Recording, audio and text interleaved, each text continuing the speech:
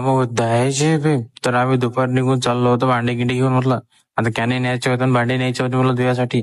आता निघून चाललो होतो तेवढा तो आम्ही दुसऱ्या ठिकाणी बोलसाठी भांडे गिंडे द्यायचे होते म्हटलं. इथं भांडे गिंडे धुवायला लागलो होतो आम्ही.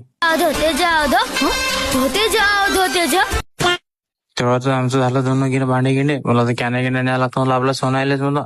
तेवढा तर सोनायला बसलो म्हणलं आता ठेवतो लाईन गल्ली मधलं जायचं होतं होतं कसं.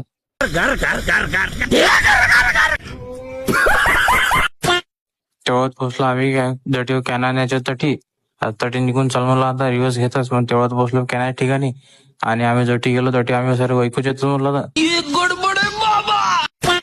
अडी चोरी करू करू आम्ही म्हणलं पाणीच पिवरल म्हणलं आता. गट पाणीच प्यायला लागलो म्हणलं आम्ही. कौन है ये लोग? तेवढ्यातच मग आम्ही नाही कॅना ठेवून दिला ना आम्ही भांडे गिंडे धुतले जे धुवेल होते ते घेऊन चालू म्हणलं आता घरी.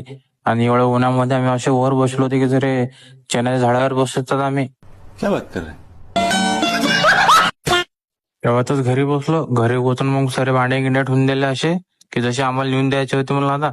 अरे आम्ही तिघ जण चाललो मला भांडे गिंडे द्यायला.